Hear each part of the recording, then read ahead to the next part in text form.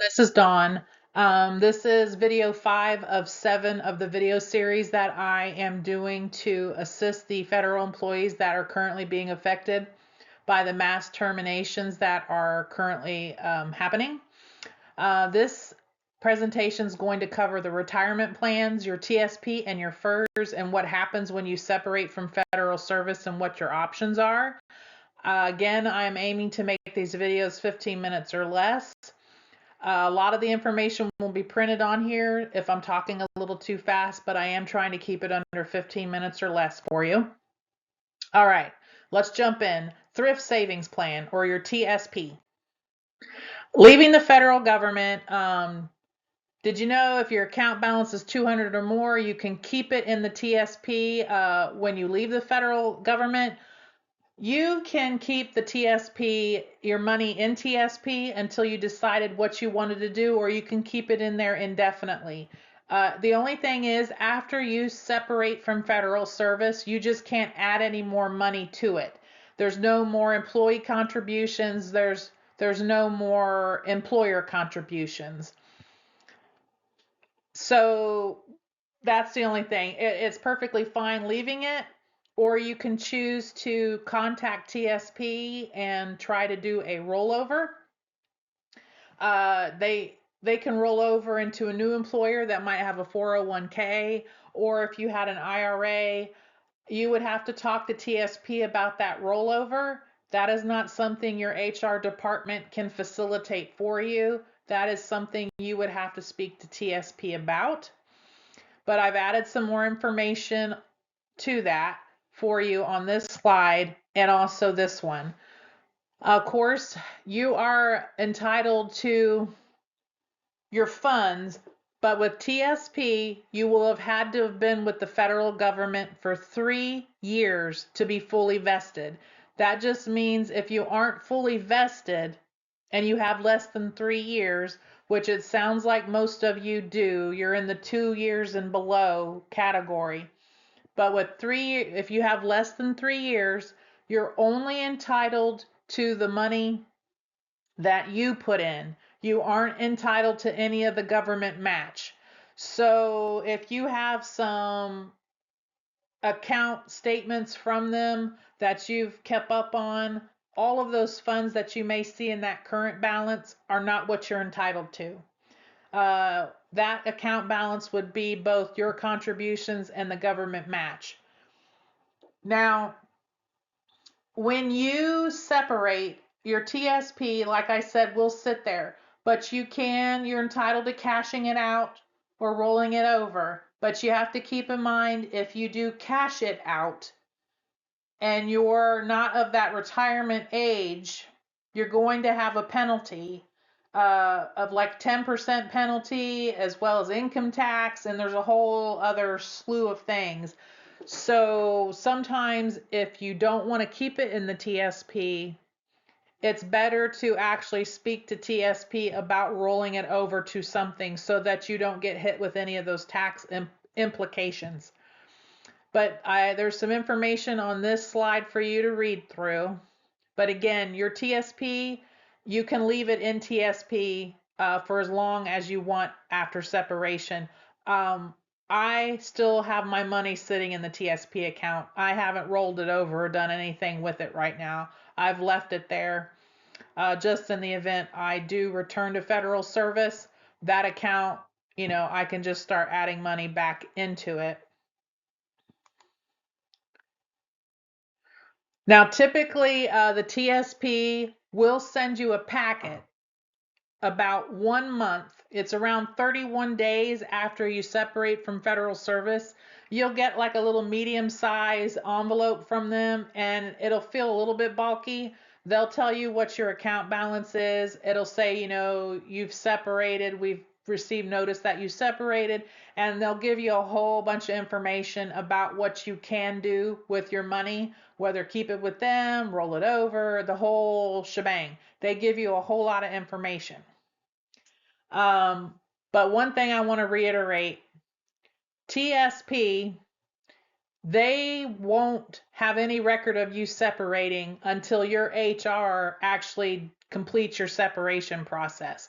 So once you've probably received your payout from your annual leave and all of that, once that happens, you can expect within probably 31 days of that getting your TSP packet. But I want to note that you can't do anything in terms of trying to cash out your TSP or roll it over or anything until you've typically been separated for a minimum of 31 days. And if there's any kind of delay in your separations getting done, perhaps if your HR is backed up with trying to complete all of the mass terminations being coded, there may be a delay in that. But you won't be able to get anything done until they have notification that you are separated. So if you were fired on a Wednesday and you're picking up the phone on Friday calling them, they're going to not be able to help you. They're going to say, well, we haven't received notification yet that you've separated. I've just added some information here for you. This is also available on the TSP website. You can always Google, TSP contact, and you should be able to find this information. And I'm just trying to speed it along because I'm trying to keep this under 15 minutes. All right, your federal employee retirement system, or FERS. You have to have been in the federal government a minimum of 5 years to be fully vested. So just like TSP, which is 3 years to be vested, you need to be vested for 5 years in FERS in order to be entitled to that government portion of your money that they put into your pension fund. If you're under that 5 years, which it sounds like all of you would be, you're only going to be entitled to that money that they took out automatically from your paycheck. And for most of you, you're probably in the FERS fray, FERS account, and which means they were taking out 4.4% of your gross pay was automatically taken out. And when you were a federal employee, the government was putting in 9.8%. But if you have less than 5 years of being vested, then you're only entitled to that 4.4% of your gross pay. So whatever account balances you may see on your LESs for your FERS, that won't be accurate because that's, again, both your part and the government's part. Now, I went ahead and done this little slide for you too that shows you have to be separated for at least 31 consecutive days before you could try to cash out that retirement fund if that's something you wanted to do. You don't have to. You can leave your FERS sit until you figure out what it is you want to do. But there is some other options that you can do with your FERS account. I do believe that FERS does allow certain types of rollovers.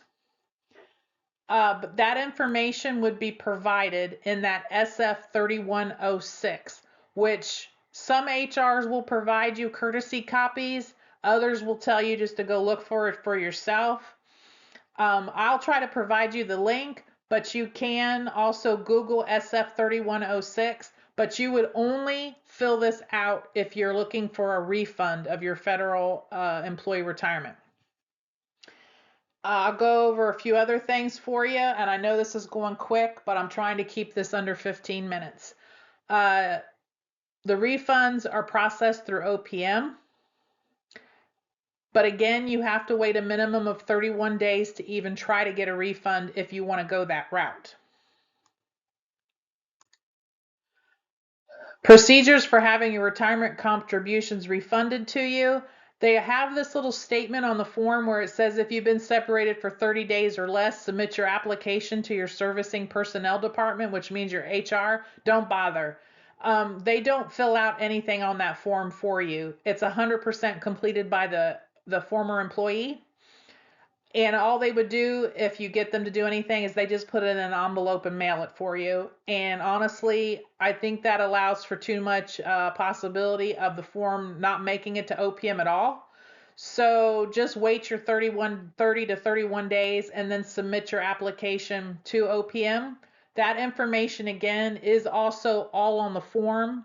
And that form will provide you some other detailed instructions of what you can do with your FERS if you don't want to cash it out. You can leave it sit, you can cash it out, but again, there's going to be certain tax things you're going to want to consider, and that 3106 is about 9 pages long. You wouldn't complete every page to do for a refund, but they do have extensive information and directions on that form to lead you where you want to go with the direction of your FERS. I have left mine alone. It's still sitting there. If you think there's a possibility that you may want to return to federal service down the line, I would suggest that you leave your FERS alone, because if you cash out your FERS and you close that out, you reset your retirement date. There is a possibility of trying to pay back your FERS to get recredited your time, but it gets a little wishy-washy sometimes. So I usually tell people, until you're absolutely sure you don't want to go back to federal service at all, just leave it alone. But again, that SF 3106 form, if that link works for you, it should open up the whole form. If you don't want to click on that link, just simply Google SF 3106, and you can look at the whole form that way, and again, read through all of their instructions, and they do provide a lot of information. But this is just an example of what the first page looks like, and there are like 9 pages of various things you would fill out. But this is what the first page looks like. And again, you would only complete this if you're looking for a refund of what you paid into it. Typically, FERS is not a huge windfall of cash unless you've been in the government for years and years and years. And even then, it's usually not a whole lot, because the older FERS system, they're taking even less money out of your paycheck, and it really is a slow add up into the account. But just remember, TSP, you have to be in the government for 3 years to be fully vested. So if you have less than 3 years, your TSP account, you're only entitled to the contributions you put in, not the government match. And with FERS, it's 5 years to be fully vested. So if you're under the 5 years, if you were to cash out that account, you're only entitled to the portion that was taken out of your paycheck, not what the government put in. But again, both of these, TSP and FERS, should you want to do anything in terms of cash outs or rollovers, you won't be able to do anything until at least 31 days that you've been separated. And if you haven't had your annual leave cashed out, there's a good chance that your separation hasn't fully processed in the system yet. So if you were to send this into FERS, they may send back something saying you're an active employee, you're not separated. So some of this is going to take a little bit of time unless your HRs are moving at lightning speed and getting things processed. But your HR, depending on them, should maybe offer this to you as a courtesy copy. We did at the HR I worked with in work-life benefits, but again, you can just Google this and the whole form will come up. So that is your TSP and your FERS. You can leave the money sit until you're figuring out what you're going to do. There's no time limit. It can be in there indefinitely. But if you're thinking about potentially returning to federal service, you'd want to probably leave your FERS alone and even your TSP. But if you cash your TSP out or roll it over, you can always roll it back over into your TSP. So if you take your TSP and you roll it into a new 401k with a new job and you return to federal service, there's a good chance, if it's a compatible 401k, you could roll that money right back into your TSP. All right, folks, we're almost at the 15-minute mark, so I am going to wrap this up. And video 6 is going to be what items you should expect to be in your clearance packet, or what items you should at least ask for from your HR, things that they should be providing you. So thank you, and I'll see you in the next video.